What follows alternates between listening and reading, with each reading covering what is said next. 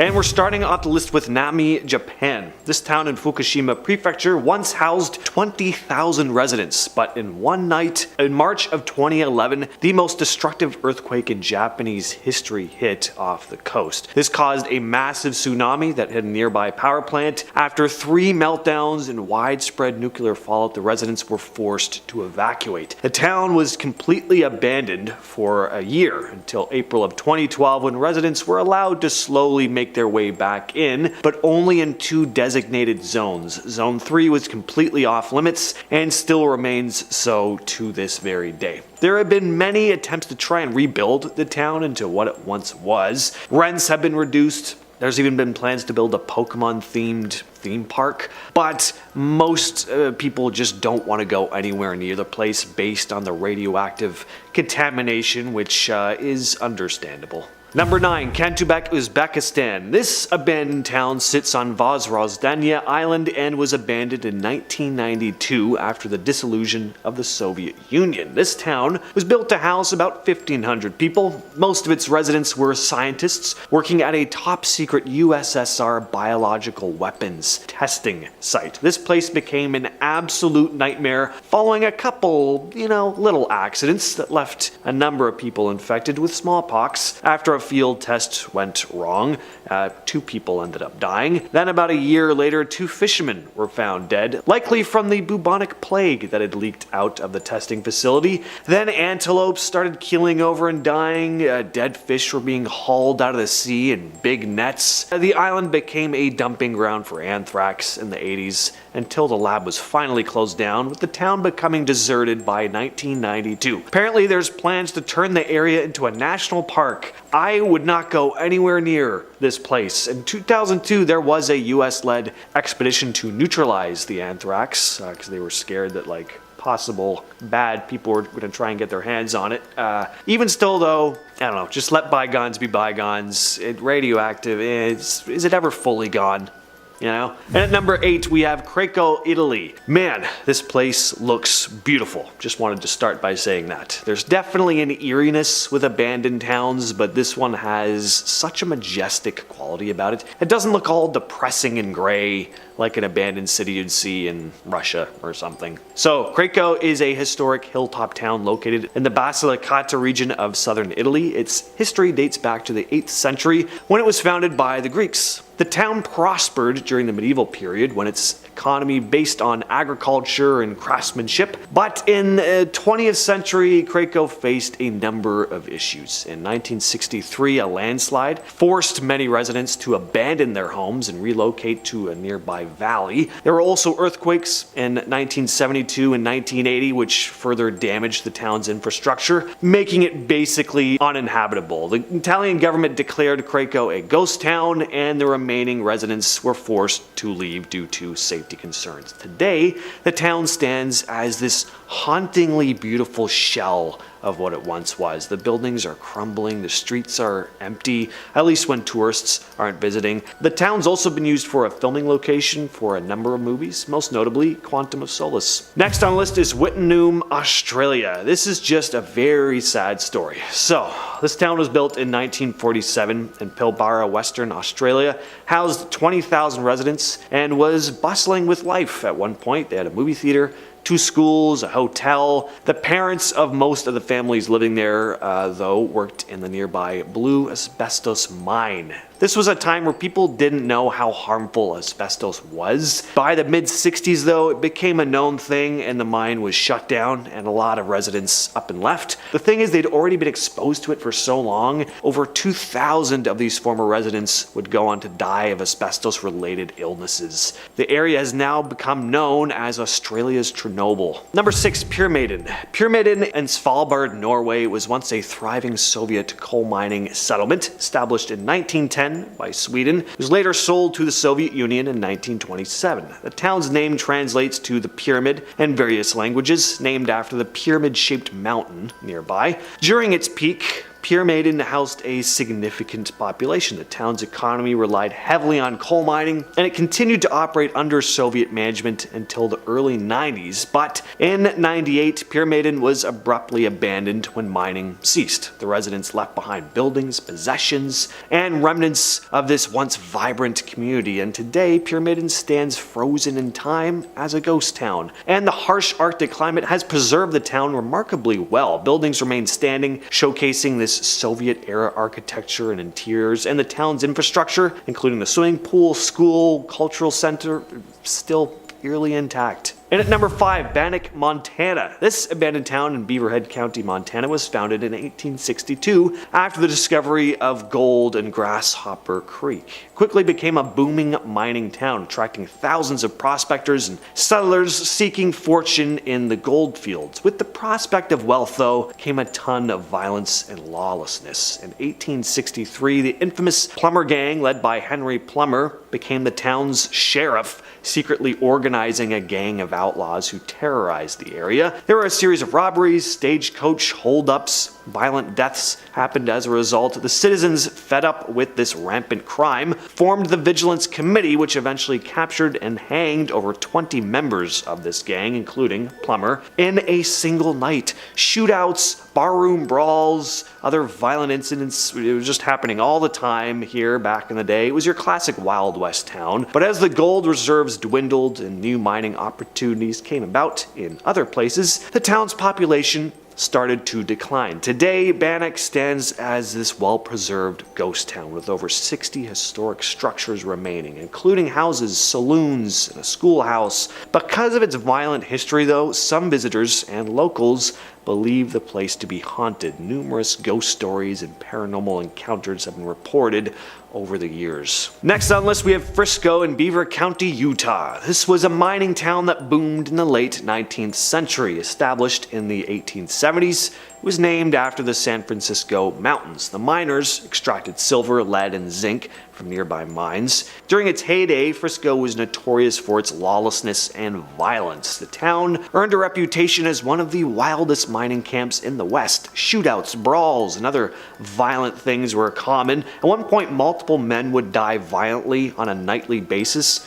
I've heard up to 12, which is insane. I don't know if that's true. 12 a night? How would you even have people left after like a month? But anyway, but as the mines were depleted and economic opportunities started to die down, the town's population began to decline. By the 1920s, the place was mostly abandoned. It's now a complete ghost town with abandoned structures, crumbling homes, and decaying industrial facilities. Number 3, Centralia, Pennsylvania. Centralia used to be a lively, you guessed it, coal mining town in Columbia County. Back in the mid-1800s, coal mining really kicked off, and the town prospered through the late 19th and early 20th centuries, but trouble began in 1962 when a fire started in the coal mines beneath the town. Nobody knows exactly how it began, but it's believed to have started in a landfill, an abandoned strip mine pit. Efforts to put out the fire failed, and it kept burning underground. By the 80s, it became clear the situation was just dire. Carbon monoxide was seeping from the fire. The government stepped in, and in '84, a law was passed to move Centralia's residents.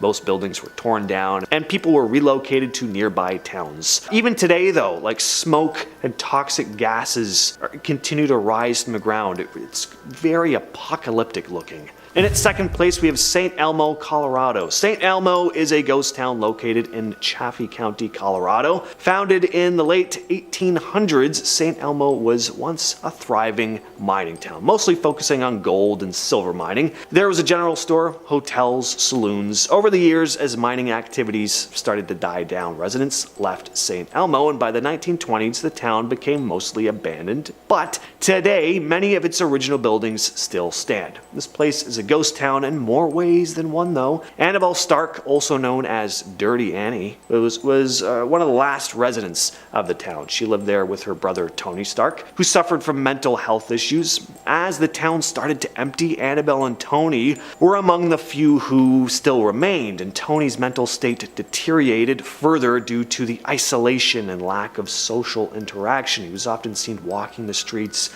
muttering to himself. Annabelle, caring for her brother, lived a reclusive life in their decaying family home, Dirty Annie Stark became something of a local legend, known for her resilience and determination to stay in St. Elmo despite its abandonment. Some reports suggest that Annabelle and Tony were eventually the very last two residents of the town, refusing to leave even when most of the buildings around them were completely empty. Today, this ghost town is said to be haunted by the ghost of Dirty Annie, still roaming the empty streets at night as its ghostly protector. And finally, we have Ardres-sur-Glane in France. The 10th of June, 1944 was a dark day for the residents of this quiet farming village. SS Major General Heinz Bernhard sent his troops in the Waffen SS Panzer Division to the village in retaliation against French resistance activity in the area. They wanted to send a message, so they destroyed the entire village and pretty much everyone in it. Even people just passing by the area were dragged into the massacre.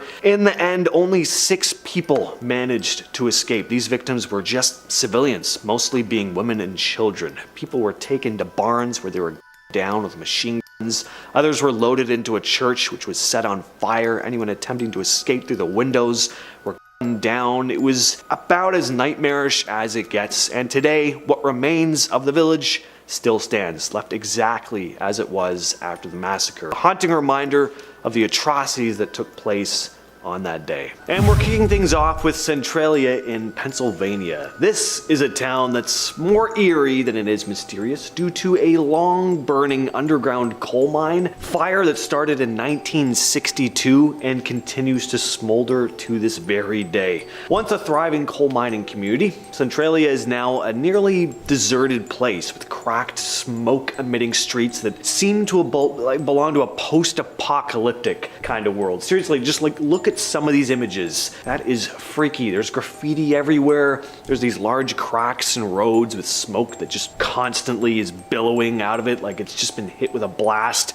from an alien ship or something. The fire, which ignited in the coal mines beneath the town, led to widespread evacuations over the years. Homes were abandoned and the population dwindled as toxic gases and unstable ground made the town pretty inhospitable. What's left is a place where steam rises from the ground and graffiti-covered highways lead to empty streets. Number 9, Bodie, California. If you've ever wanted to hop into a time machine and visit a gold rush era town, then this place is for you. Only you won't find any people there anymore, but the homes and buildings are still standing. Nestled up in the Sierra Nevada mountains, this is a real deal ghost town that's been frozen in time. Walking down its quiet streets with old wooden buildings on either side of you, you can almost feel the history oozing out of the place. But Bodie isn't just about history. It's also said to have this strange vibe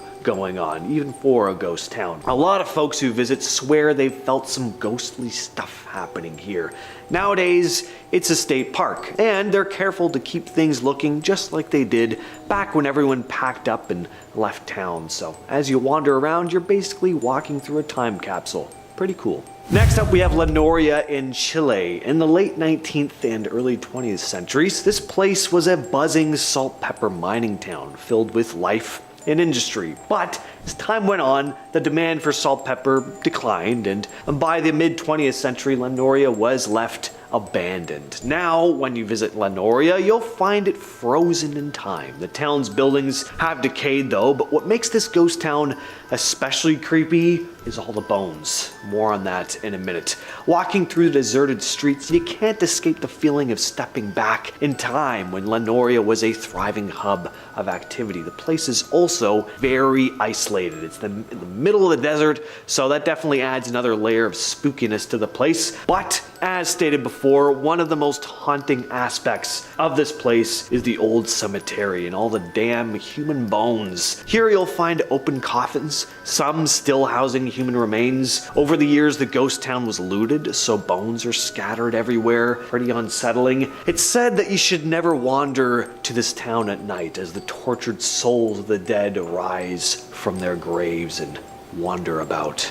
And at number 7, we have Hashima Island. Hashima Island, often referred to as Battleship Island due to its distinctive shape, is located off the coast of Nagasaki, Japan. This island played a vital role during the early 20th century as a coal mining community. Housed a substantial population of miners and their families, high-rise concrete apartment buildings. As the coal industry declined, though, Hashima Island saw a gradual depletion of its inhabitants, leading to its ultimate abandonment by the 1970s. And today, it's a time capsule offering a direct look into its past. The island's concrete structures still stand today, although they've been exposed to decades of coastal elements. There's abandoned apartments, schools, and shops that remain untouched. It's pretty eerie.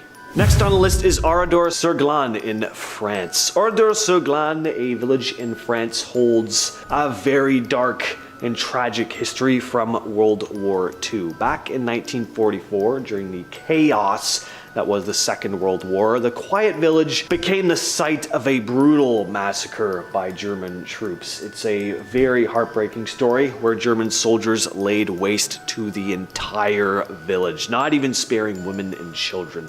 They left the village in complete ruin, and these were mostly civilians. They would herd them into churches and set them on fire, gunning down anyone who attempted to escape through the windows. It was just a complete massacre. Only 6 members of the village actually managed to escape. The village was never rebuilt either. The remains still stand today, though, just frozen in time, like left exactly as it was when these horrors unfolded. The streets, buildings, and even the vehicles remain as they were, showing the signs of violence that took place there. As you can probably imagine, the place is eerily quiet. There's no one living there, and the usual sounds of daily life are completely missing.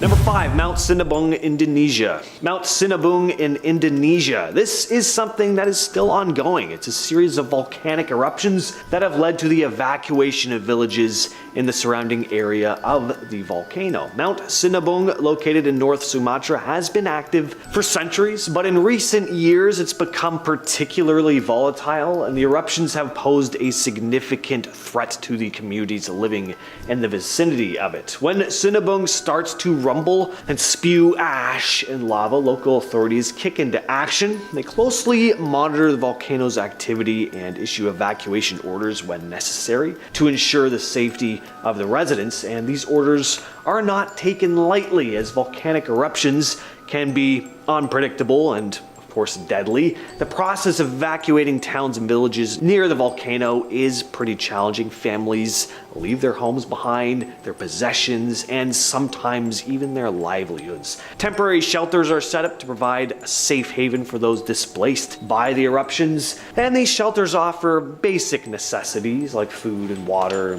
medical assistance, but the evacuations are not only a physical upheaval, but also an emotional one. As you can imagine, families are forced to leave behind their ancestral lands and the life they've known for generations. And at number 4, Bangalore in India. Tucked away in the Alwar district in Rajasthan, Bangalore isn't your average town. It's famous, or perhaps infamous, for being one of the spookiest spots in the country. So the story goes like this. Supposedly, back in the 17th century, a sorcerer cast a curse on the village and things went downhill from there. The place was abandoned, and it's been a ghost town ever since. People who visit often say they feel this strange, unsettling vibe, especially after dark. Some even claim they've seen ghostly apparitions. Bangalore isn't your typical tourist spot, but it draws in thrill seekers and folks curious about the supernatural. Folks like me, I would absolutely love to check this place out. The town's got these, of course, old ruins, forts, temples, and houses just sitting there as if time stopped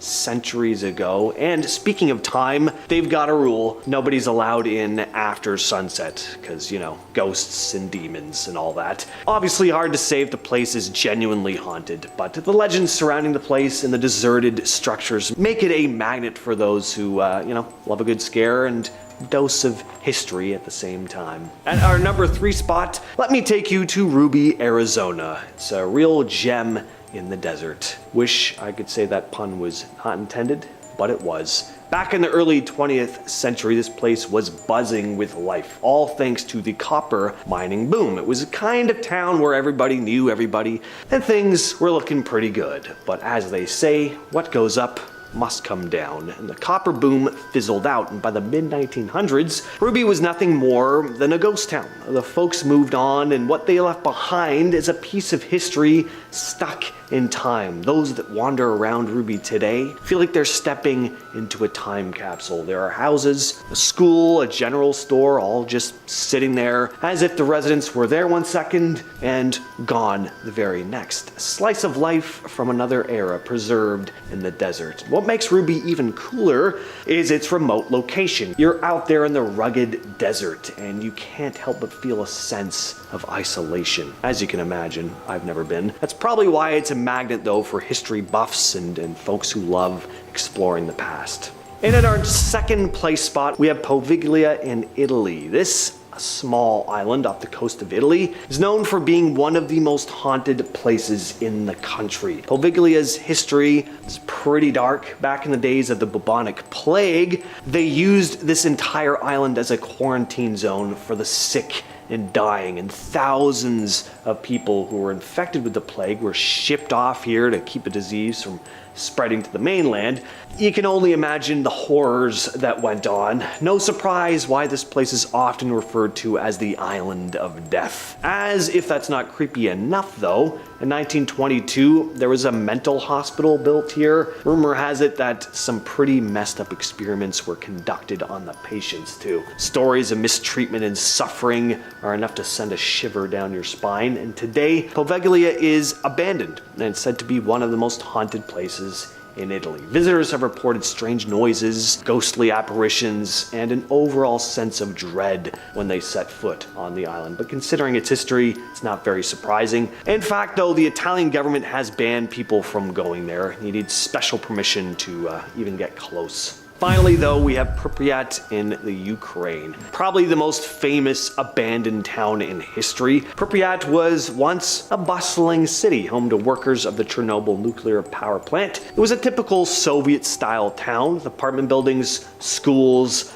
all the amenities you'd expect in a thriving community. Life was humming along until that fateful day on April 26th, 1986, when the Chernobyl disaster struck. There was a catastrophic explosion at the nuclear plant that released a massive amount of radioactive material into the atmosphere. Pripyat, being just a stone's throw away, was in the direct path of the destruction. The entire city was evacuated in a hurry, and its residents left behind their homes. Some of their belongings are still there. Even their pets were left behind, thinking at the time that they'd return soon, but they never did. And today, Pripyat is a complete ghost town. The abandoned buildings, the rusted playgrounds, the empty streets, that's all that remains. A time capsule of Soviet life in the 80s, but with a radioactive twist. Because yeah, the post-apocalyptic looking setting isn't creepy enough already. There are mutated animals that have been reported in the area too.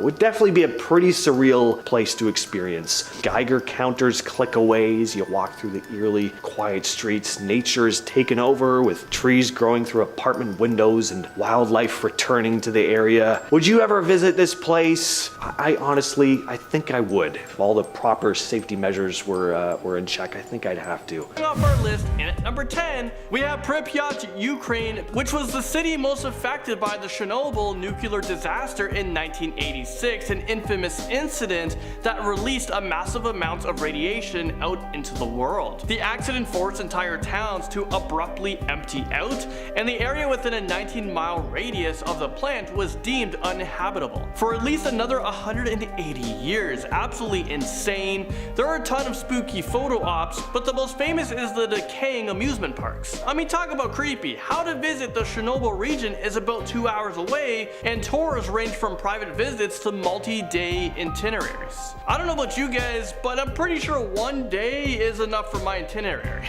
I don't need an itinerary because I'll remember what I'm doing and it's only lasting one day. At number Number 9, we have Kennecott, Alaska. Nearly 200 million worth of copper was processed in Kennecott, a self-contained mining town located in Wrangell Street, Ellis National Park, from 1911 to 1938. Well, according to the National Park Services, as these stories usually go, the residents cleared out once the copper resources started to dwindle, and most of the buildings now have been abandoned for over 60 years. Well, there is hope on the horizon. However, the NPS acquired many of the Kennecott's buildings and lands in 1998 and hope to restore some of the buildings like the post office and the general store for modern use. Well, do you want to see a cool and creepy photo? Well, our pick would be empty skating rinks, you guys are seeing an empty tennis court, or how about visit the NPS run visitor center, which is open from Memorial Day through Labor Day, where you can actually pick up brochures or arrange a guided tour with the park ranger. Kennecott's Recreational Hall, which is fully restored in 2004, which is also available to rent for events. Next up, number 8, Bodie, California. Now this is one old west ghost town you're looking for. Once home to 10,000 people, Bodie boomed in the late 1880s after gold was found in the hills surrounding Mono Lake. Not long after though, Bodie transitioned into a period of steady decline until reaching ghost status around 1915, according to California Department of Parks and Recreation records. So why is this city such in great shape today? Well, you could thank the state of California for adopting the town and turning it into a state historic park in 1962. Coming in number 7 on this list, Waiuta, South Island, New Zealand. In the early 1900s, miners built a town right on top of a whole lot of gold-bearing quartz rocks, which would go on to produce 750,000 ounces of gold from 1.5 million tons of quartz. I'm kind of seeing a theme here where gold is creating immense popularity and wealth before destroying the very places it was found. People mine the gold, and then when it's all done, they get the heck out of there, leaving the town abandoned. Well, by the 1930s, the town had its own hospital, police station, and post office, plus a population of 600. The isolated city thrived until the main mining shaft collapsed, and that was back in 1951, forcing residents to abandon their town. Today, the Department of Conservation works to preserve the remaining buildings and hiking trails around the site. The department even converted one of the buildings, the Waiuta Lodge, into a 30-bunk facility for school groups and campers needing overnight accommodations. It is said that the original signpost pointing to a mining industry that no longer exists make for a great photo. Folks venture westward from Reefton on State Highway 7 and keep following the signs for Waiuta onto an unpaved road until you reach the spooky destination. You can explore on your own using the unmarked trails or a book tour in advance through friends. I don't know what friends would escort you through a haunted town, but it doesn't sound like great ones. I think you need to lose them. Number 6, we're bringing you Oradour-sur-Glane, France. Warning, this is quite a dark story. On June 10th, 1944, German troops raided the village of Oradour-sur-Glane and murdered 642 men, women, and children. Is this real life right now? Well, National Geographic reports, after the massacre, the military set fire to the churches, barns, and homes, leaving behind only a few surviving residents. The village has remained untouched since the horrific accident, serving as a shrine to those who died that June day. Number 5, we got Pyramidion Svalbard, Norway. The archipelago of Svalbard, located between mainland Norway and the North Pole, is home to about 2,145 humans. Not a lot. 1,000 polar bears and one seriously bone-chilling ghost town, Pyramidion, named for the pyramid-shaped mountain looming nearby. Pyramidion came to prominence in the 1930s, when the Soviets took ownership of the area's coal fields and quickly began mining operations. After World War II, they started spending more money on the enterprise, building hospitals, cafeterias, and houses, all in the block-style fashion typical of the Soviet-era architecture. The biggest hit came in 1996 when an airplane flying from Moscow to Svalbard crashes en route, killing all 141 passengers on board, many of them Pyramidion residents. the tragedy slashed the morale, and it was fully abandoned in 1998. As for the site today, Rachel Newer of Smithsonian Magazine sums it up perfectly. It was as if several hundred people had abruptly stopped what they were doing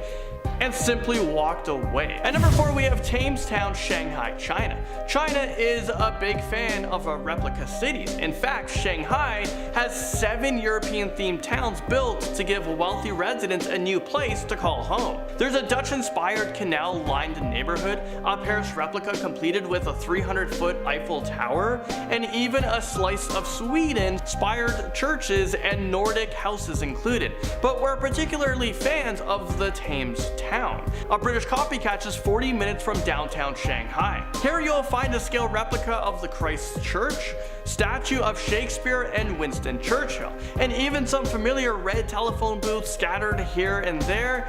As curiously cute as this mini city sounds on paper, well, it ended up being a complete failure. In fact, all of the 7 experimental towns are now pretty much abandoned. Well, how do you visit? Well, travelers are more than welcome to walk the cobblestone streets of all 7 replica cities. To get to the Tamestown, they recommend taking the Shanghai Metro 9 to the Songjing Xingxing station, and because I'm pronouncing those words absolutely correct, you guys won't get lost. And then, if you make it to the station that I just said, you can take a taxi for the rest of the way. Only about 2.5 miles away and about $2 USD. Finally down, and at number 3, for abandoned towns you shouldn't visit, we're talking about the Great Saltire, Utah. And if you find yourself in Salt Lake City, Utah, you'll probably hear about the Great Salt Lake, or the Dead Sea of America, where you can float on the water. Now, I must tell you that you'll encounter corpses of dead seagulls, swarming flies, and a putrid odor. If you take the plunge, there's no way to miss the Saltire, a huge building with Moorish domes that you can see at the same time when you can smell the stench. The Saltire that you see now is actually the 3rd one. The first one was built in 1893 in order to provide a safe venue for recreation for families. It became immensely popular with all kinds of events until its pavilion and few other buildings were ravaged by the fire in 1925. Although it was built a second time, it never achieved the same popularity. In a period marked by the Great Depression, World War II, and several mishaps, it finally got destroyed in an arson fire in 1970. The 3rd one was built in 1981, approximately a mile away from the original venue. But you kind of take away the whole history of it, so I can see why it never became as popular. Now, number 2 on this list, we have Silver City, Idaho, which was at one point one of the largest cities in Idaho. So just imagine one of the largest cities being abandoned. Imagine where I live in Toronto, I'm going out my door, and it's like, where did everybody go? Well, the town was established in the mid-1800s during the, well, you guys guessed it, the gold and silver rush of the western United States. By the 1880s, the town's population rose to 2,500 people. At its height in the 1880s, it was a gold and silver mining town with a population of around 2,500, and it had approximately 75 businesses. As mining in the area began to die down, so did the city. In 1942, the last mine in the area was closed. Well, you can still visit Silver City, which currently has around 70 buildings, including old churches, a hotel, and it has a lot of old homes that you can see. And finally, in at number 1, when it comes to the creepiest place in America, no one can miss Bannock Ghost Town because of its paranormal stories. This old mining town is located near Grasshopper Creek in Montana. The area is famous as a National Historic Landmark and operates as a state park in the US. The photos of this place are wild. Literally, it looks like the quintessential Wild Wild West. To enter Bannock, follow the easiest ways to get there. From Dillon, you can take the interstate highway route to quickly reach your destination. It was famous as a mining town, but then moved towards a visiting place, and gradually the town got empty from the residents before the 1960s. Now visitors come to explore the unlocked buildings. Number 10, Centralia, Pennsylvania. Centralia was once a thriving mining town, but in 2009, the last living residents were finally evacuated from the town due to its toxic atmosphere and general ground instability. Since mining was no longer a career or necessity in the early 60s, the town's mining shafts were left abandoned and untouched, many of which ran straight beneath the town. In 1962, a fire, whose origins are unknown, ravaged these mining tunnels, turning Centralia into a furnace, burning 140 acres of land and producing temperatures upward of 1,000 degrees Fahrenheit under the earth. 1,000 degrees. That's crazy. Now, this not only caused the ground to crack, but produced toxic smoke as well as ground temperatures that made much of the town uninhabitable. There was no way to extinguish these fires, and they continue to burn hot to this day. Now, if this scenario sounds familiar, that's because it is. Horror fans know that the game Silent Hill was based on this town's tragic history. These days, no one lives there, but I can't believe people were still there in 2009.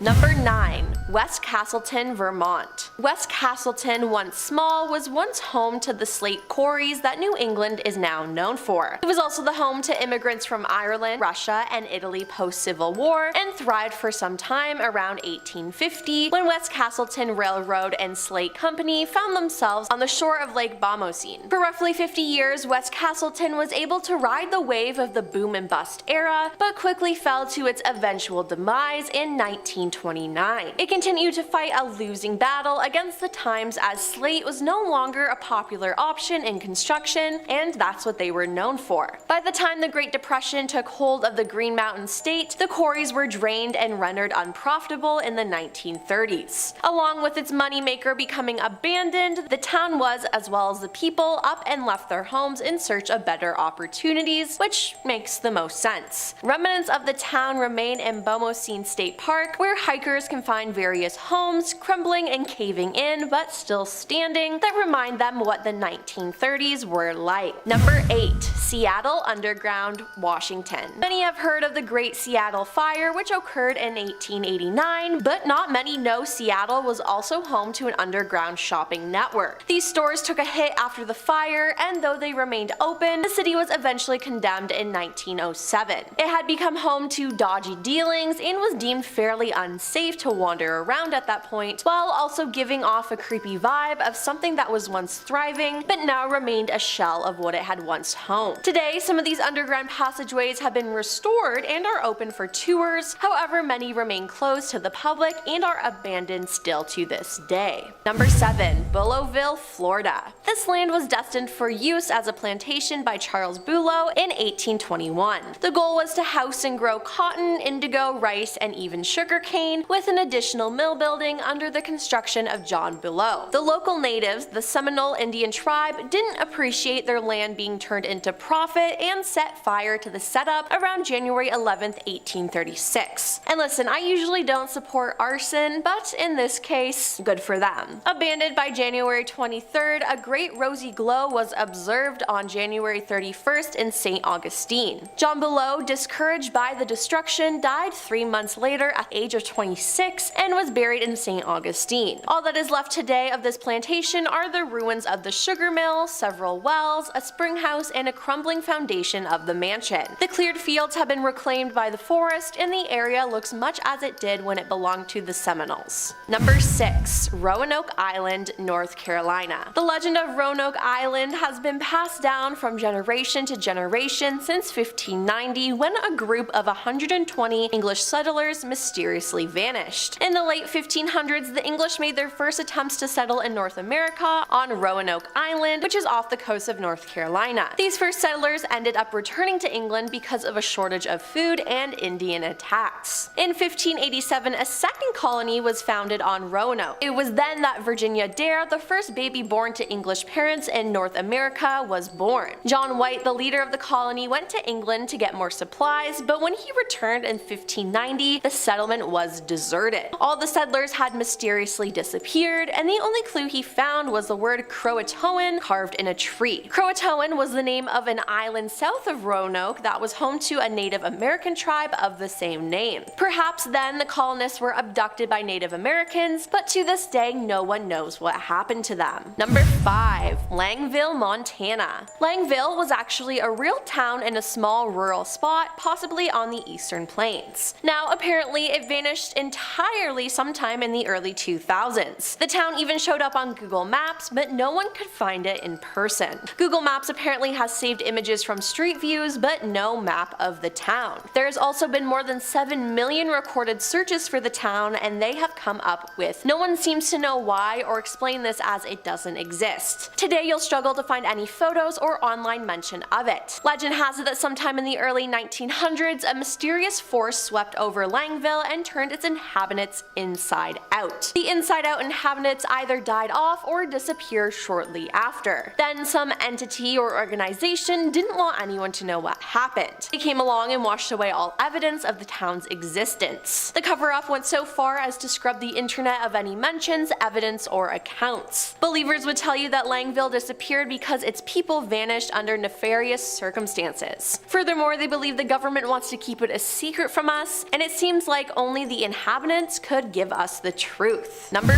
4. St. Pierre, Martinique. In the late 1890s and early 1900s, St. Pierre, Martinique was known as a beautiful town, but they had something unique, a volcano. Now, citizens of the area were so used to the volcanic activity that no one took it seriously when fresh steaming vent holes and earth tremors started during April 1902. The minor explosions began at the summit of the volcano, ash began to rain down continuously, and the nauseating stench of sulfur filled the air. Again, no one thought this was an issue and that they should have left town. Even worse, more than 100 snakes slithered down and invaded the town. Then on May 5th, a landslide of boiling mud and water from the Etang Set crater lake spilt into the River Blanche. It was followed by a tsunami that ended the lives of hundreds of people. Then 3 days later, May 8th, Mount Pelee exploded, sending an avalanche of white-hot lava straight towards the town. Within 3 minutes, St. Pierre was completely obliterated, and of its 30,000 population, there were only 2 people who survived. This was the worst volcanic disaster of the 20th century. Number 3. The New City Complex, New Jersey. This town was originally called the New City Complex, but later was called Demon's Alley, and you'll find out why. Located along Route 23, the town was built by the City of New York Water and Reservoir Plant in order to house the workers of the facility. Things seemed to be pretty normal for a while, and then in 1992 it was found that the homes were abandoned with no sign of burglary and everything in order, all possessions left behind, and in some cases even meals left out for people who would never come home to eat them. Ever since, legends have abounded.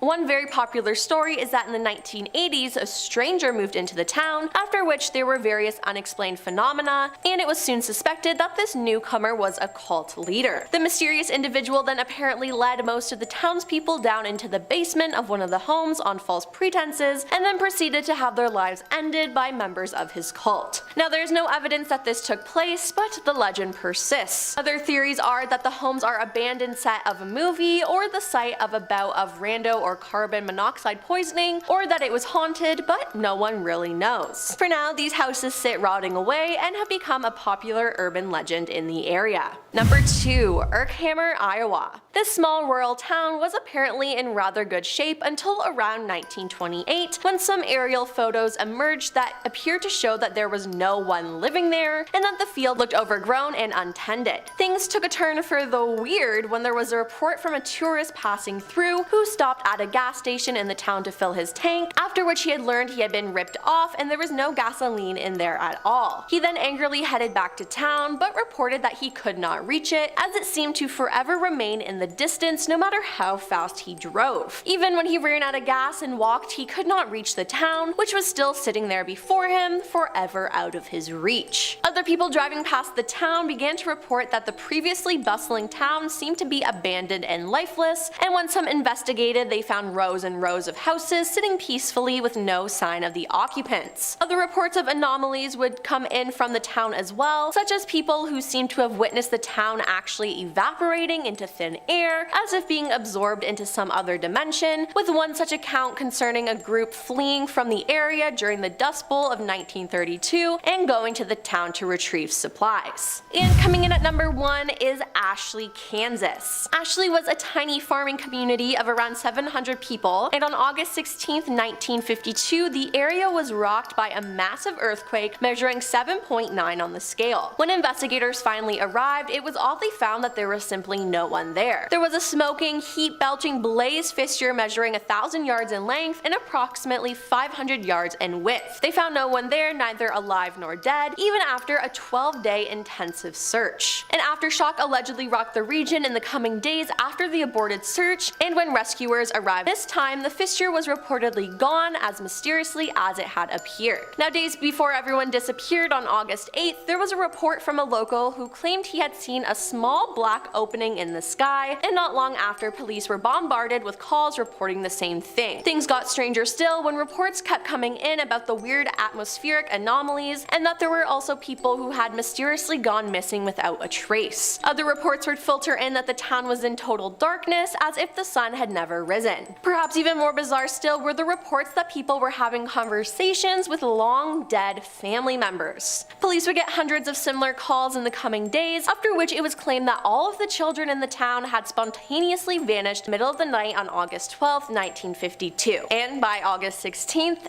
everyone was gone.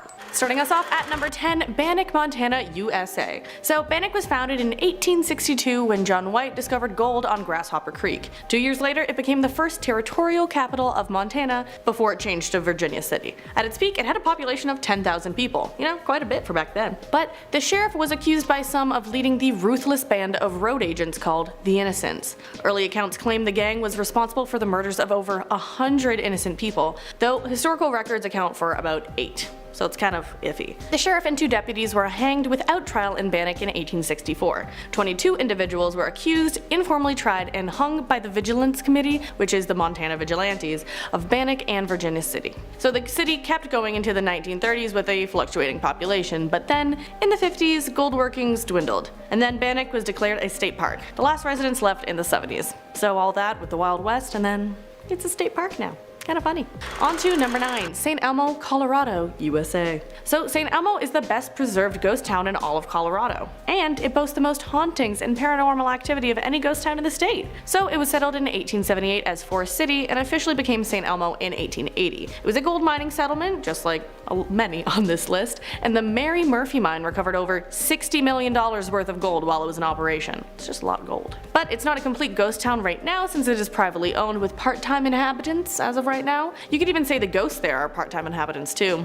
The most famous one is Dirty Annie. Her real name was Annabelle Stark, but she got her nickname Dirty Annie after her mother passed away.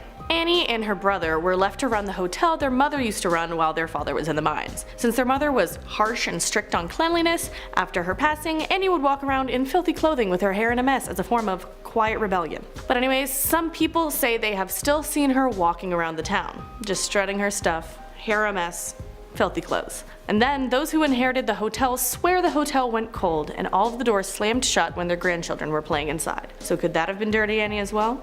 Just toying with the kids?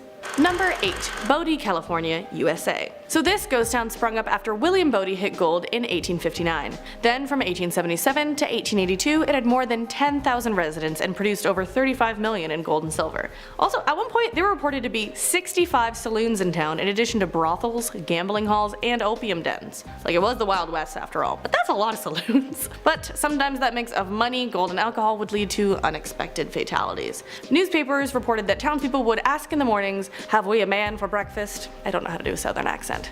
Anyways, that meant, did anyone get killed last night? Because that's just how it was there. But not anymore. Now there are over 200 abandoned wooden buildings in what is Bodie State Historic Park. The buildings are not restored, but preserved. So you can go see a little bit of the Wild West yourself if you want. Number 7, Cerro Gordo, California, USA. So silver was discovered in Buena Vista Peak in 1865. Its discovery brought in miners, but also unsavory characters. At one point, the death rate was 1 person per week. There was no sheriff for miles around, and even the doctor fled the town, scared for his life. Basically, it had a reputation for death. So once Union Mine closed down in 1938, the population also died down. As of right now, there is one resident, Robert DeMarias, who is coincidentally a former miner. He serves as the town's unofficial caretaker. Number 6. Cahalba, Alabama. Cahalba became a ghost town shortly after the Civil War. It was once the capital, but that title was taken away. What is really interesting to me is its ghost, Peague's ghost. In 1862, the story goes that a young couple was out for a walk on a moonlit night. Romantic.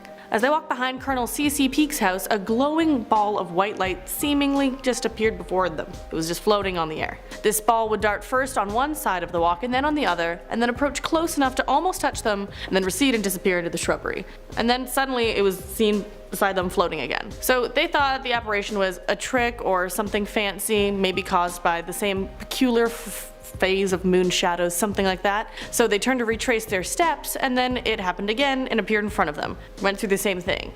So at this point, the man and his lady determined to test the materiality of the object, but then he tried to grab it, and then it darted just beyond his reach, disappeared, saw not again. Other people have seen it, and the glowing light, will-o-wisp, or whatever it was, from then on was known as Peague's ghost. Number 5. Kennecott, Alaska, USA. Up and to the left in Alaska is Kennecott. It was once a thriving 20th century copper mining town, and it is now desolate. From 1911 to 1938, Kennecott employed as many as 300 people in the mill town and 300 in the mines. It processed nearly $200 million worth of copper, but once the copper tapped out, the company that established the town quickly withdrew from the settlement. Kennecott Copper Corporation left abruptly and left behind their equipment, buildings, and belongings. So now the National Park Service and tour operators offer guided access to several historic buildings, including the 14-story concentration mill. That'd be something fun to see, I think. In that mill, they apparently talk about the tales of lucky fortunes, frontiersmen, and tragic endings that occurred in the remote wilderness. Number 4. Shakespeare, New Mexico, USA.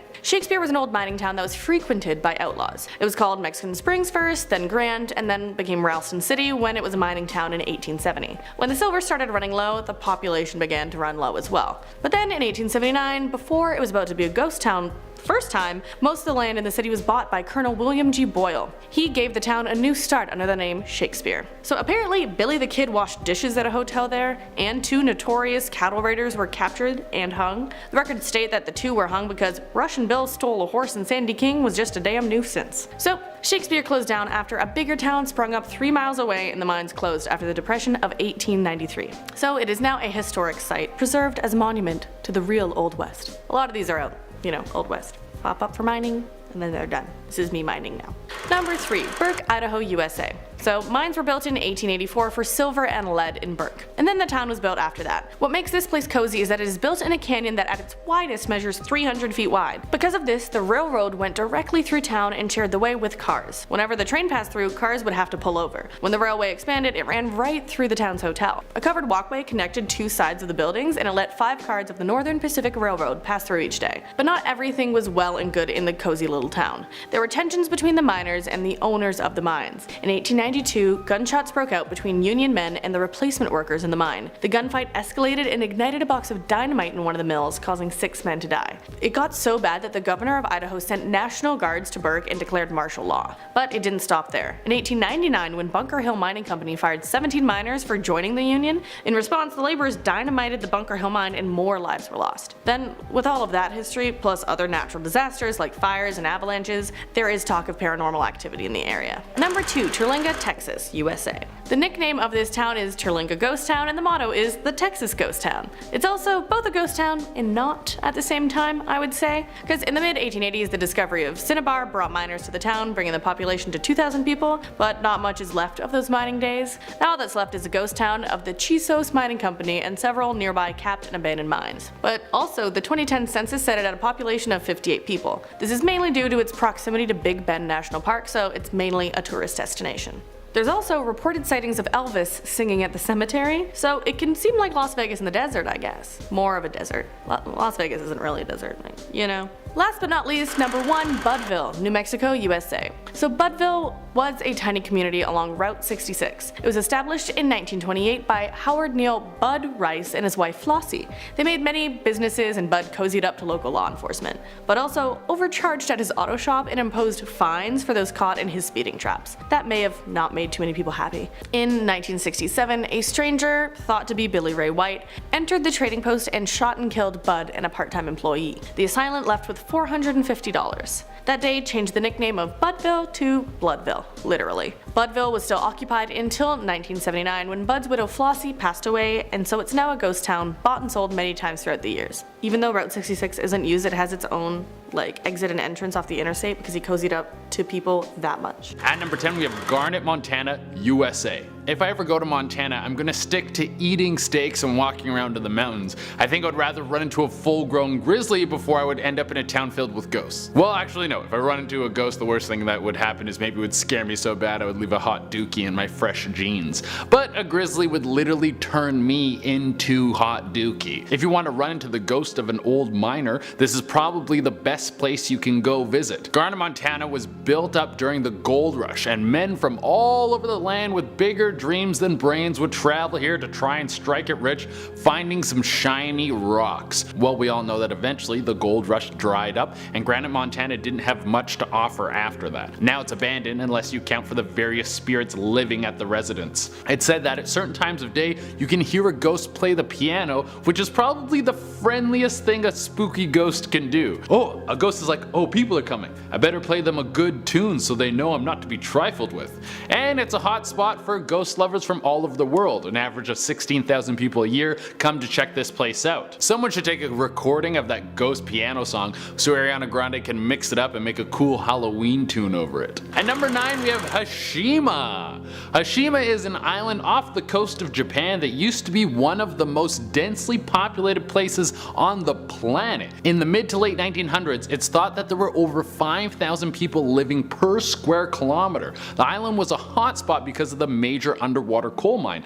Nothing like living next to a coal mine to really strengthen your lungs. It was a booming place until 1974 when the coal mine was gone. After that, people started to leave the island in troves. Now the entire place is deserted and there's just a shell of a city. It's almost scary to look at, like it resembles something out of an apocalypse movie. For years it was forbidden for people to visit the island, but now you can do tours in select areas. The ghost stories go deep as well. My favorite is of a little girl dressed all in white who stands on the beach. No one knows what she's looking for, but people think that her family abandoned her on the island because they couldn't afford to raise her. Now her ghost waits on the shore for her family to come back. That is sad. At number 8 we have Butugaychag in Russia. The story of this town is probably the worst fate you could ever meet. Between the years of 1945 and 1955, this place was a labor camp. So if you were arrested back then, they might send you up to this place to work in a mine. Now what was in this mine? Uranium! And what is uranium? Radioactive. And what do radioactive things do to human cells? Well, they rip them apart and you die one of the most painful deaths imaginable. It's thought that over 400,000 prisoners died at this camp from the terrible conditions. Working in the mine would literally cut your life expectancy down to months. And the land was previously thought to be cursed. When it was originally found by nomadic tribes, the herd of deer died from eating the grass there. We now know that was uranium poisoning. Now it's said that the place is plagued by the thousands of souls who experienced horrible, slow radiation sickness deaths. The town is now shut down and you could go there if you want to die in a few months, but I would probably stay away. At number 7 we have Bodie, California, USA. When we're talking about ghost towns, you can bet we're gonna cover a lot of places that used to be packed with shiny rocks, especially in America. If you were in the USA back in the 1800s and you weren't trying to dig up a bunch of rocks, then what were you doing? You were a huge nerd. What, did you spend your time trying to figure out a cure for smallpox? Get out of here, you dork! Well, Bodie is a big time gold rush town. It's estimated in the late 1800s Bodie was the second largest town in all of California with around 7,000 people. It really didn't take a lot to be a metropolis back then. You just needed a well, a good saloon, and then you were set. The gold deposit was found by the patriarch of the Bodie family. He didn't get to enjoy his findings though because he died in a blizzard not long after. His family built the town and then named it after him. It's said that his ghost still haunts the land. Probably because he's so salty he never got to get rich and fat off his findings. You can visit this town. It's known as one of the best preserved ghost towns in all of America. Because of the dry climate, the buildings are in great shape. At number 5 we have Pyramida in Russia. This place used to be the the most northern coal mine in the world, and even though it's cold as hell there and only 1,000 people live there, it was still an area under constant development. There was a hospital, schools, and a recreation center built for all the people who lived there. Throughout the 80s and early 90s, it was thought that this town would continue to grow and eventually become a winter hotspot. But the mine eventually dried up in the late 90s and everyone had to pack up and take off. The town was completely abandoned until the late 2000s, when tourists started heading up there to bring a little more life to the area. Now there's 20 residents who live there only in the summertime to work at the town's only hotel. This place isn't really high on my lists of must visits. I think I'm gonna hit up Turks and Caicos and get drunk on a beach before I freeze my toes off in a former coal mining town. Also, if you do plan on visiting this winter wonderland, the only hotel in town is said to be haunted. Strange noises can be heard at night and a tall black figure has been said to walk around the perimeter of the building. At number 4 we have Helltown, Ohio, USA. What a wonderful name. I heard they have an amazing cotton candy store and none of the schools have demons in them.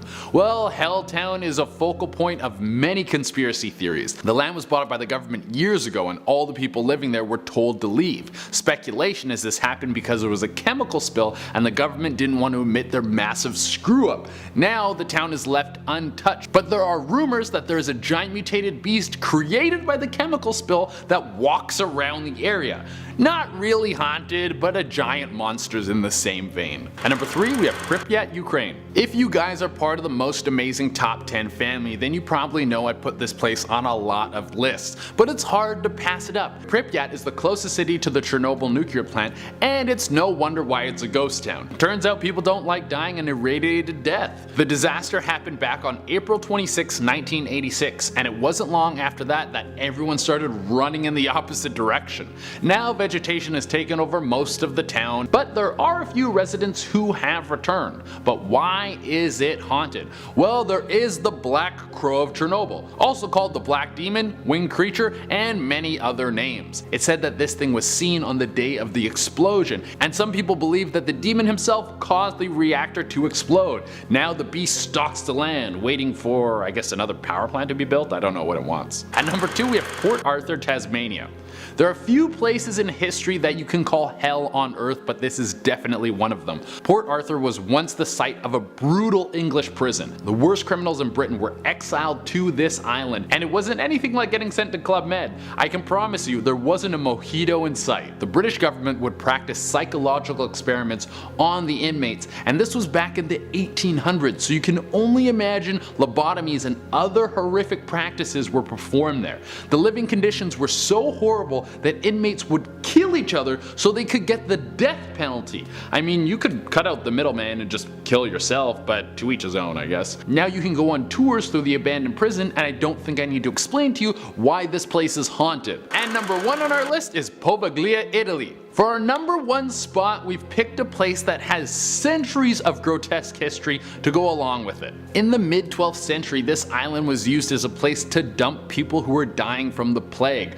Thousands of bodies were burned on this island, and going to the island was non-optional. If it was suspected that you had the Black Death, they sent you, and you stayed there until you suffered to death from this horrible sickness. After all this plagueness was done, it was a pretty chill spot until 1922, when a mental institution was built on the island. It's said that the head doctor would perform terrible experiments on all the people. He later went mad and killed himself. The shell of the institution still stands, and you can go visit it if you want. Also, fun fact about the island, it's said to be very haunted, and there were so many people burned on the island that the soil is 50% human remains. But that's probably just an urban legend. Who knows? Coming in at number 10, we have Audley's Town. Historians are baffled by the lost County Down Irish village of Audley's Town. The town was run by landowner, the then Lord of the Land Viscount Bangor, who lived in the town's manor, Castlewood. When he died, his wife remarried and evicted all of the townsfolk.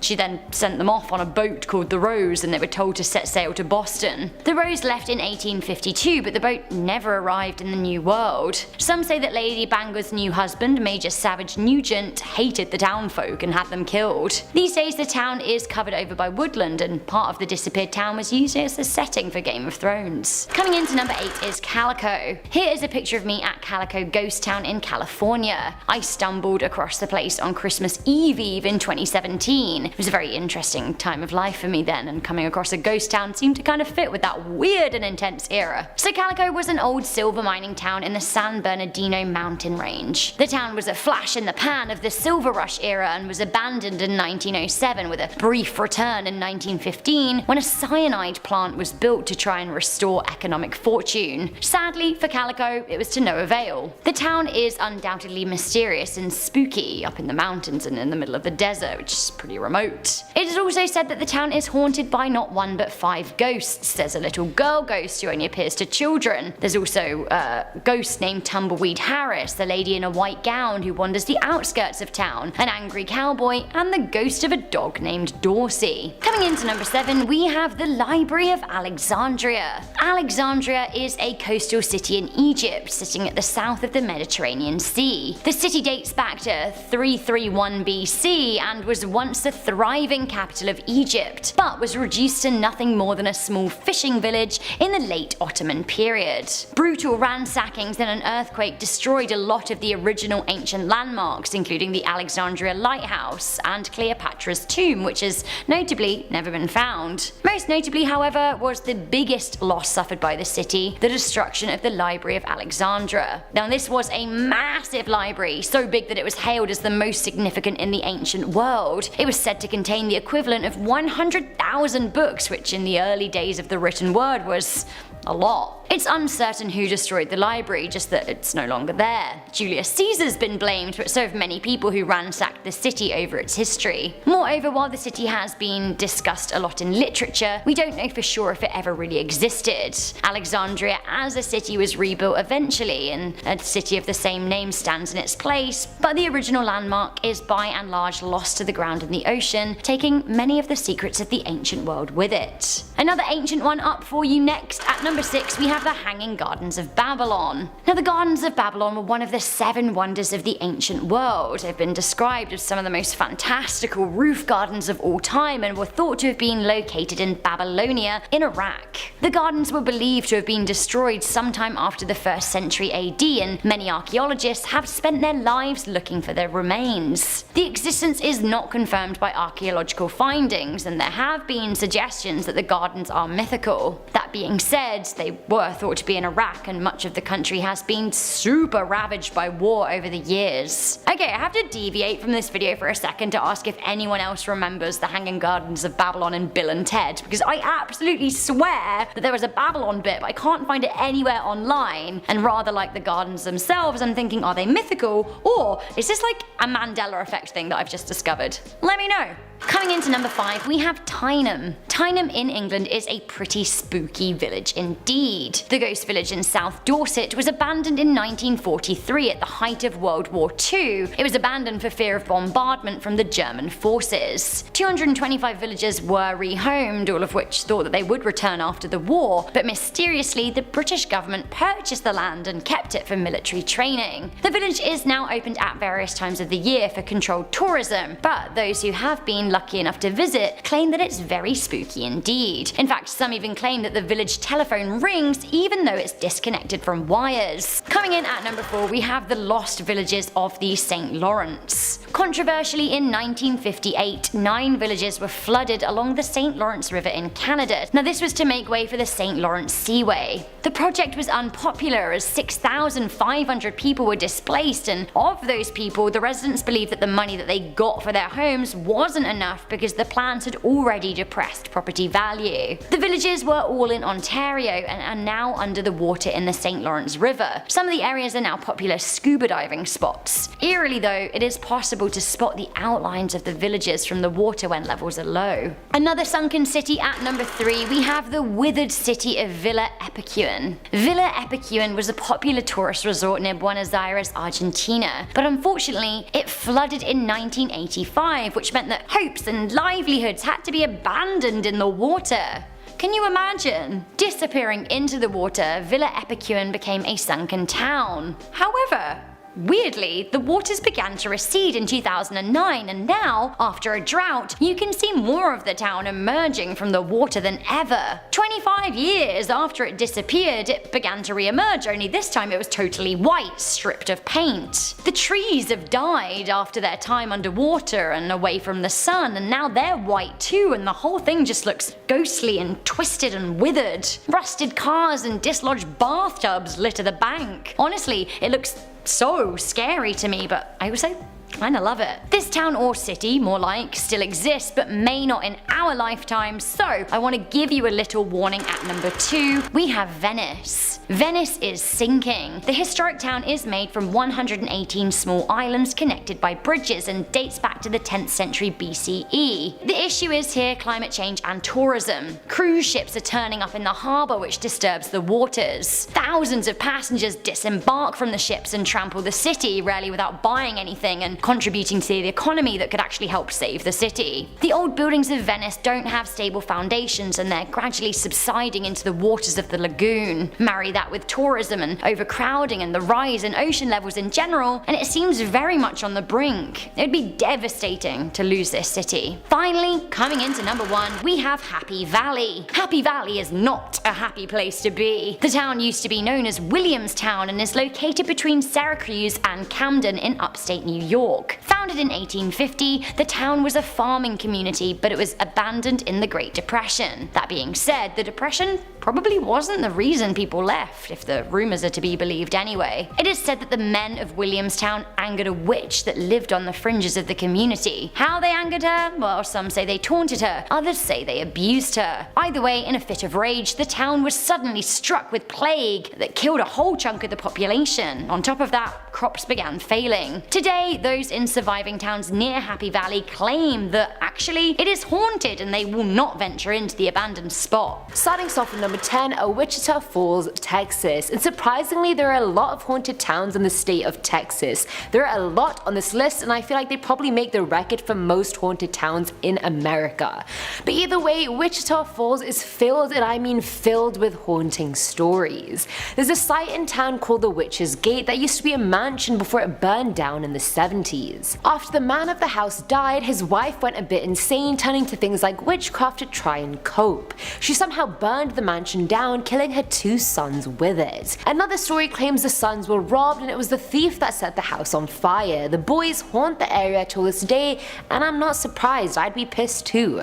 Another famous one is the White Sanitarium. Presently a private residence, it used to be a mental hospital in the 20s. After the place closed down, people have seen a group of men sitting around a table playing cards, perhaps the hospital's dead old staff, I don't know. But more famously, they've seen a woman in nurse's clothes roaming the building. There's also Pinky's Cave, which is a 3-mile drainage ditch, and kids used to hang out there years ago, but now it's filled with eerie sounds and homeless people, as well as the ghost of a woman and her child who drowned inside the tunnel during a storm. Coming in at number 9 is Pluckley, Kent. Pluckley is a small village in Kent that was named the most haunted village in England by Guinness World Records in 1989. So I don't want to overhype it, but at the same time it clearly deserves the hype. It's said that 12 to 16 ghosts haunt the village and the surrounding areas. The list includes a screaming man who worked at the village brickworks and fell to his death. Another is a highwayman who was pinned to a tree with a sword. That tree was soon named Fright Corner, and that's where his ghost looms every day. The watercress woman is the ghost of a woman who used to sit on a bridge drinking gin and smoking her pipe while selling watercress. You'd assume she drowned in the river she sat near, but the reality was a lot more grim. It's said she dropped gin all over herself and accidentally set herself alight on the bridge. There's also the ghost of a principal who hung himself and was found by his students. On LV Farm, which dates back to 1406, there's the ghost of Edward Brett who shot himself in the dairy. His last words to his wife were, "I will do it," and that's what can be heard whispered around the farm. Then of course, if we're more generic, there's the white lady and the red lady, because make no mistake, there is always a white lady ghost in every list. That's 7 ghosts already, and that's not even the end of it. Based on the deaths in the list, I get the feeling there's like an external force in the village that made people slightly suicidal. That's the vibe I'm getting, I don't really know. At At number 8 we have Savannah, Georgia. Apparently it's widespread knowledge that Savannah is the most haunted city in America, and thankfully I've never been. The town was given this title because literally every building in the town is haunted, like everyone. Every building has a story, every building has its own ghost. It's like Savannah is more for the ghosts than it is for the living. The Hamilton Turner Inn is home to the ghost of a man smoking a cigar on its roof, as well as little children. Whose children are they? God knows. Dubbed one of the best haunted hotels in the US because clearly that's a real category, the Marshall House was a hotel that ended up being used as a hospital thrice in its history, and thus you can imagine all the dead patients as ghosts running around. 1790 Inn and Restaurant is the home of a scorned woman called Anna who haunts the upstairs guest rooms waiting for her lost love. But why is Savannah so haunted? Let's go back in history. The town has been the site of many atrocities. The siege of Savannah that killed 240 people left people thinking unsettled soldiers still lingered there. Savannah has also been the site of a yellow fever epidemic, so that's a lot of people dead just there. In 1820 there was a massive fire in town that destroyed 500 buildings, and there was an even bigger fire 25 years prior that destroyed half that number. The people that died in those fires have been linked to the houses they occupied. And let's not forget the countless murders that have taken place there as well. Filling our number 7 slot is Jerome, Arizona. Mining town Jerome was known as the wickedest town in the West for its brothels, gambling, and heavy drinking miners. The town itself actually burned down 3 times in 3 years at the end of the 1800s. At its peak, its population was 15,000, it then shrank to 50 people in the 50s, and currently it's 450 people. Inside the town, the Jerome Grand Hotel adds to the hauntings tenfold. Before it was a hotel, it was the United Verde Hospital where dozens of people died during the Great Spanish Influenza. Coughs, breathing, lights flicking, doors opening, a little child running on the 3rd floor either laughing or crying, it has it all. Sometimes the little ghost just stays at the foot of a guest's bed and stares at them all night. The sounds of newborn babies crying, and many guests have even spoken to the front desk about it out of concern, but then they find out it's coming from an empty room. A maintenance man named Claude Harvey was found under the elevator murdered in the 30s, and his ghost wanders around the hotel as well. There's even a ghost cat at this hotel. Can you imagine? I could go on, but I think you get the picture.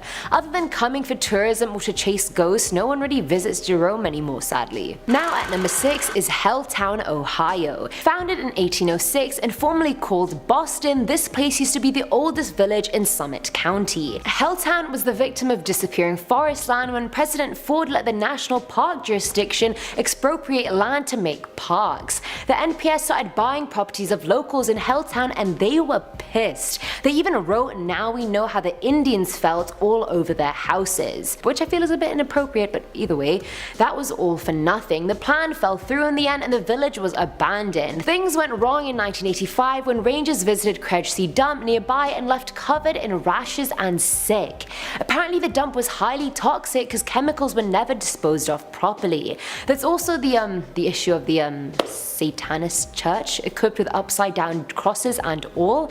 Human and animal sacrifices even took place there, and that's not all. There was even an escaped mental patient in the woods in the town that killed a bus full of children, and that bus is still there, haunted by the ghost's murdered past. There's even a mutated snake in the town known as the Peninsula Python, so it's safe to say the town lives up to its name and has way too much going on. At number 4 is Galveston, Texas. This island city's residents are so used to seeing ghosts around that honestly, they don't even bat an eyelid anymore. During the early 1900s, the city opened the Galvez Hotel to honor military leader Bernardo de Galvez, and they commissioned a giant portrait of him to go in its lobby. Soon after the Galvez Hotel opened its doors, guests started complaining this painting would make them feel extremely cold and that his eyes would just follow them everywhere. The hotel is also haunted by a ghost bride who's been seen many times in room 501. It's said she hung herself after finding out her fiancé died at sea, but to make matters worse, he didn't even die. He came to the hotel looking for her and for the marriage that would never be. There was also a storm in 1900 which is still considered the deadliest storm in US history that killed 8,000 residents. Mayfield Manor served as a morgue after the storm, and it's now haunted all year round, 24/7, around the clock. Dash Beardsley does ghost tours of the city, and he said he's seen them with his own eyes. Among his many stories as one of an office in town that calls 911 every night.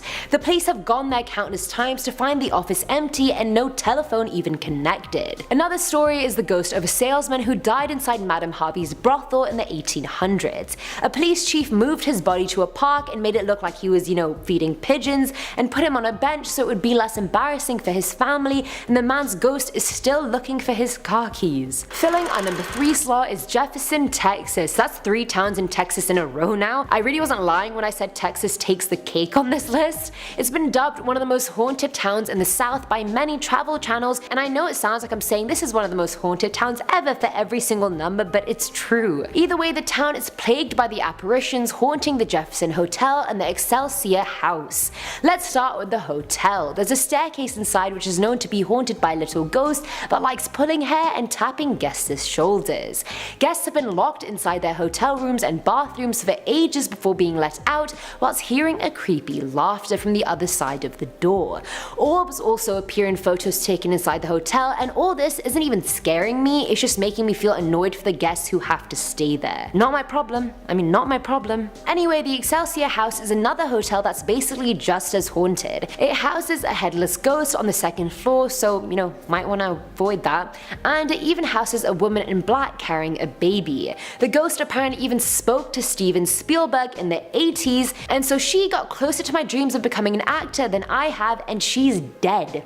Great. Now at number 2 is Kerrville, Texas. This town is specifically known for 2 haunted buildings whose ghosts seem to go all around the town all the time. The first is Kerr County Courthouse, where 2 tragedies took place. The first was to do with a couple. The man asked his beloved to marry him and she said no, so naturally in a fit of jealousy and rage he killed her and then hung himself right in front of the courthouse. Talk about unable to deal with rejection.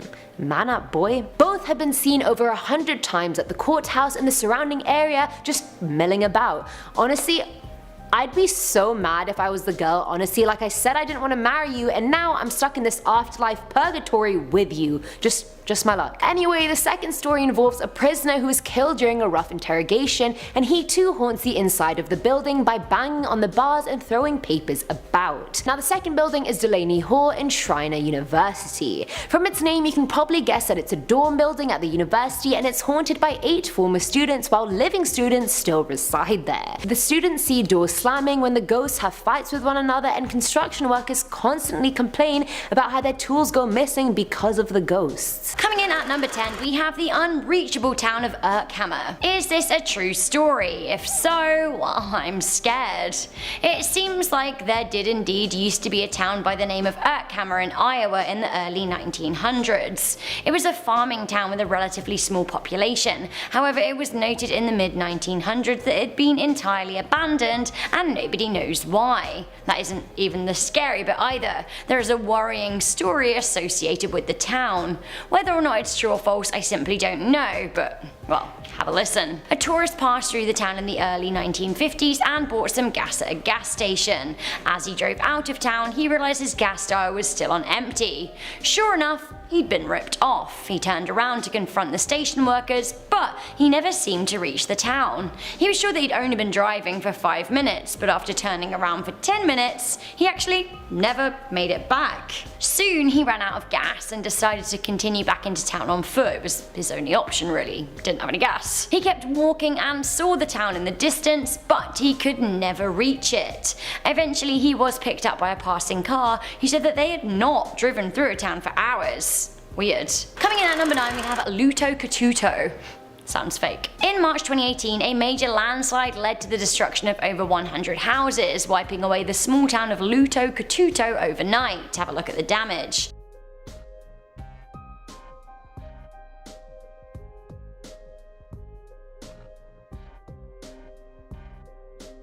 The landslide has led to Luto Katuto being dubbed the town that the earth swallowed, and it's easy to see why. Now the cracks began appearing around 10 years before the major landslide in March 2018, but the government simply told the town residents to fill it with dirt. Town resident Giorgio Abeja spoke to the press and said that a loud noise woke him up in the night. The town was sinking. Luckily he was able to escape with his life. The town should never have been built on the clay ground, as it was always vulnerable to landslides. Sadly, 100 106 families were displaced as a result of the sinking. Another town swallowed whole at number 8, we have Bayou Corny. The controversial case of Bayou Corny sinkhole has been settled with the Texas Brine Company at fault. In 2012, the town of Bayou Corny was evacuated when bubbles began rising in nearby water and there was increased seismic activity in the earth. Tim Murphy, a journalist for The Atlantic, said that Bayou Corny is the biggest ongoing industrial disaster in the United States that you haven't heard of. For some reason, nobody really talks about it. 350 residents have been turfed out of their home because their town is sinking before their very eyes. The disappearance of this town led to it being dubbed as Demon Alley. Coming into number 7, we have the New City Complex. The New City Complex was built in West Milford, New Jersey. The town was located along Route 32 and was built by the city of Newark Water and Reservoir Plant in order to provide housing for plant workers. Located along Route 23, the town is now entirely abandoned and nobody knows why, although of course there are theories. It is said that the town pretty much dissolved overnight in 1992. Rumour has it that the seeming exodus happened after a dodgy person moved to the town in the late 1980s. Others say that the town was never a town at all, just a set of a movie which has been left to crumble. So, is it an inexplicably abandoned town or an urban legend? Coming into number 6, we have the Roanoke. What happened to the people of Roanoke? It is a question still baffling us 430 years later, as it seems that not one but 2 occasions the town actually totally disappeared.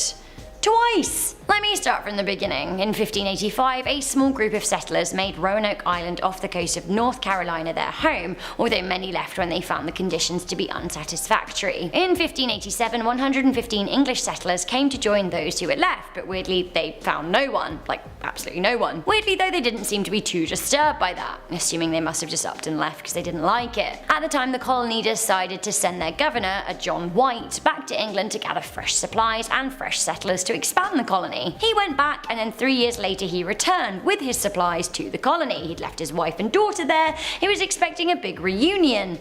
But once again, he found no traces of the inhabitants, just like the time the settlers had arrived, only this time he knew something was wrong because his family wouldn't have upped and left without telling him. The only clue he found was the word Croatoan carved into a wooden post, which is extremely strange.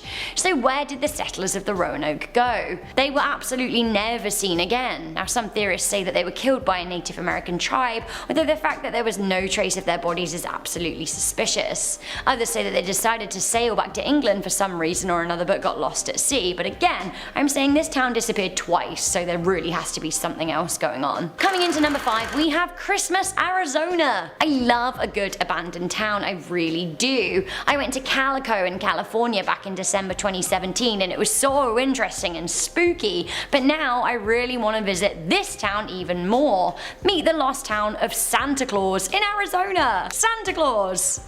The town was so popular with Christmas lovers despite its untraditional setting in the desert.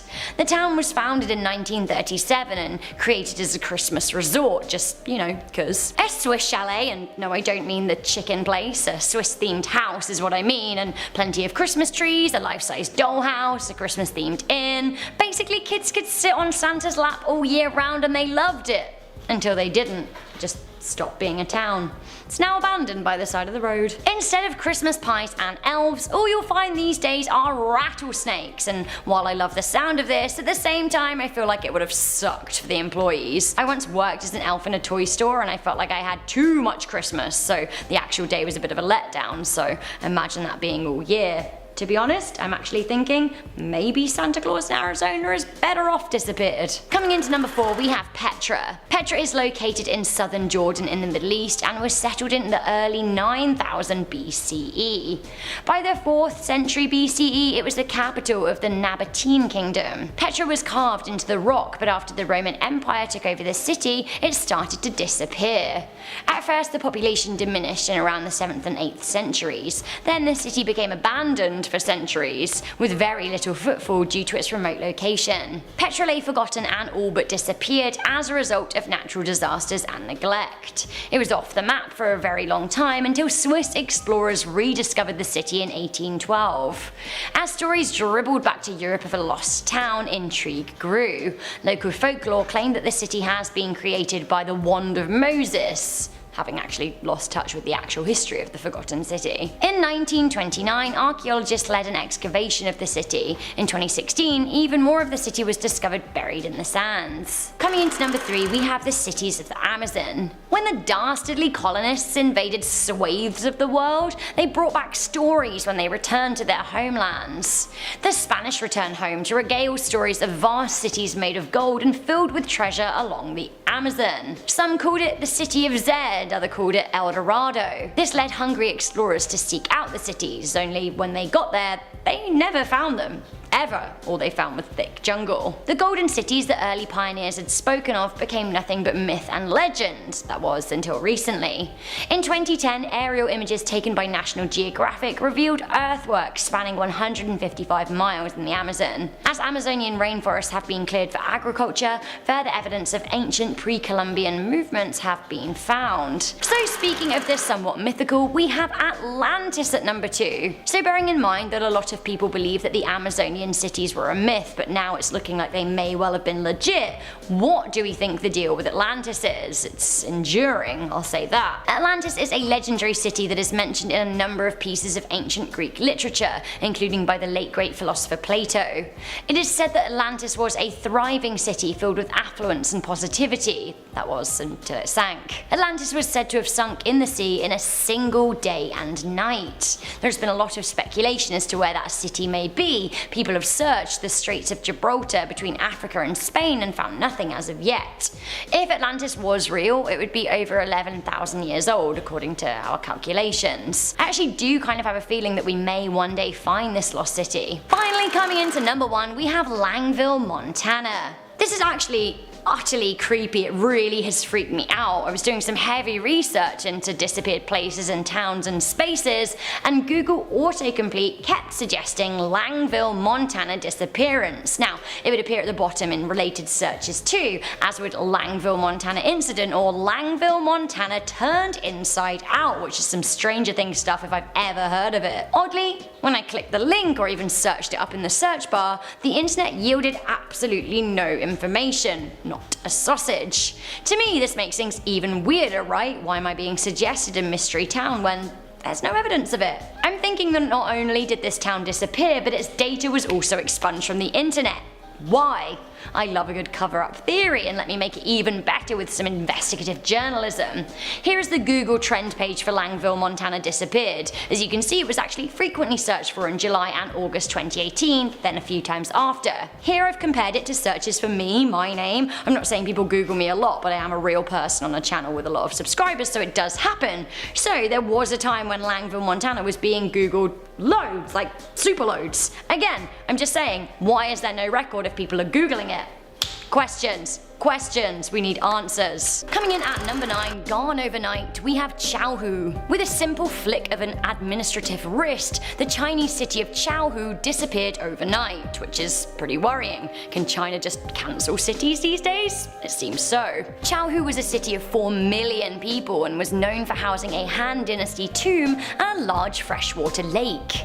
It seems that the Chinese government is pretty obsessed with economic statuses and statistics, and the reason that the city was effectively deleted was to adjust its borders, giving land to nearby cities to make them seem more profitable, which actually sounds kind of crazy, right? The worrying thing is though, is that there was absolutely no public consultation or official notice, and residents were only aware when they were told that they were living in new parts of old cities. So I live in Toronto, like I said, and I guess it's like waking up in Toronto and it no longer being a thing, and I'm told like, oh, you live in East Niagara now. I guess not a lot would change, but at the same time, everything would change. Weird. So weird. Okay, pinnacle of weird at number 8, we have Taured. Where is Taured?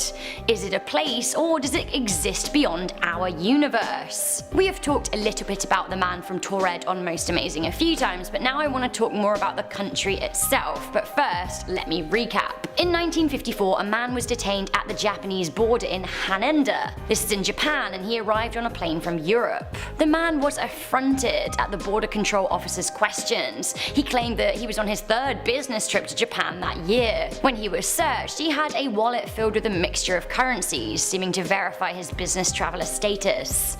When he presented his passport, officials were absolutely baffled. They'd never seen a passport like this before. Asking where he was from, the man, who primarily spoke French, said he was from Taured. I'm sorry, where? Officers were absolutely baffled because, as you probably know, there is no such place. When he was asked to point to it on a map, he pointed somewhere in the locale of Andorra today. He then became confused and agitated that the map he was given didn't actually include Taured. So, was it real? Did it disappear, or did he appear from another dimension? His passport looked legitimate, but he was from the mysterious country. His passport even had stamps in it, legitimate stamps, that seemed to actually cooperate with his story. He was also carrying a checkbook to a non-existent bank branch from Taured. So I guess my question is, even if the passport and checkbook were convincing fakes, how on earth would he even have been able to get on the plane in the first place? Passports are checked at multiple times when you go to an airport, including at check-in and before you're allowed to even board. I for one have like a deep feeling that Taured is real, but where did it go? Once again I ask, is it in another dimension? Because I don't know, I think that. Speaking of other dimensions, this is crazy. At number 7, we have the Cloud City. This terrifying city in the sky appeared and disappeared within the space of a day. Chinese media went wild when thousands of residents who live in 2 different cities in the country spotted what looked like a huge floating city in the sky. Have a look and tell me what you think, like what on earth could that even be? The phenomenon was described as being a ghost city by onlookers who saw skyscrapers in the clouds. To me, I'm thinking this is another sign of a parallel universe or something. The phenomenon occurred in both Guangdong and Jiangxi, with some believing it was an alien city. The images were caught on camera for the world to see, so I have to say, what on earth or above earth is going on? Even though it looks like a city in the clouds to you and me, apparently it's an optical illusion called Fata Morgana, which is a natural mirage. That being said, hundreds of people saw this disappearing cloud city, which to me makes me think that actually there might be more to it than simple mirage. A reappearing city up next, we have Villa Epicuen. Oh my goodness, wait until you see pictures from Villa Epicuen. Villa Epicuen was a tourist resort near Buenos Aires in Argentina, but unfortunately it flooded in 1985, meaning the whole town had to be abandoned. Disappearing into the water, Villa Epicuen became a sunken town lost to the perilous tides. However, strangely, the waters began to recede again in 2009, and now, after a drought, you can see more of the town emerging from the water than ever. 25 years after it disappeared, it began to re-emerge, only this time stripped of paint. The trees have died after their time away from the sun, leaving ghostly, chalky-looking twisted roots and leafless branches withering in the ground. Rusted cars and dislodged bathtubs litter the banks, but honestly, it actually looks kinda cool in like a ghostly, scary way. Coming in at number 5, we have Angikuni Lake. This is a spooky Canadian urban legend set in the frozen north of Nunavut, one of Canada's largest and yet least populated territories. The conditions in the Arctic land are pretty terrifying at the best of times. The story goes that in the year 1930, a fur trapper, Joe LaBelle, needed to take shelter from a storm, so he decided to trek to a close-by Inuit village that he said he knew well. He'd been a few times in the past and called out a greeting ahead of his arrival, which was weirdly met with no response. When he arrived in the village, he found that its entire population had vanished. Stranger still, it appeared that inside the houses, food was still kept in stocks, and there were even some half-eaten meals on tables. It was as if everyone had fled at a moment's notice. LaBelle reported the incident to the Royal Canadian Mounted Police. Now, after months of investigation, they never found much of a trace of the residents. These days, the village can't be found at all, which has led many people to think that it simply never existed. Coming into number 4, we have Ashley. The story goes that in August 1952, the small town of Ashley in Kansas, USA, disappeared following a magnitude 7.9 on the Richter scale earthquake. The earthquake was said to have taken place at 3:28 AM, meaning the town's 679 residents were all in bed. The epicenter of the earthquake was none other than Ashley Town Center. Now the urban legend says that when state law enforcement arrived at what should have been the outskirts of the farming community, they found a smoldering, burning crack in the earth measuring 100 yards in length and approximately 500 yards in width. Back in the day when we did things in yards. The depth of the hole was never determined. Many people think that the story of the disappeared town is none other than a creepypasta. Others say that there was indeed an earthquake on record in Kansas and that the town was lost, being too small to be on any maps in the first place. Honestly, I'm not sure. Coming into number 3, we have the story of Rio Verde. This is a Brazilian ghost story. Or are the legends of the disappearance of Rio Verde real? The story goes that in 1923 a group of explorers came by the village of Rio Verde in the Brazilian jungle, supposedly a town of just 600 people. It seems that the explorers were shocked to find the town utterly deserted. They looked in houses and found things in a state of sudden disarray, chairs knocked over, food still on tables, clothes still in cupboards, cars still in driveways. According to the story, police were called to the town and they found a cryptic clue. It seems that one of the townsfolk had left behind a gun that, on examination, seemed to have recently been fired. Aside the gun, there was a mysterious message that read, "There is no salvation."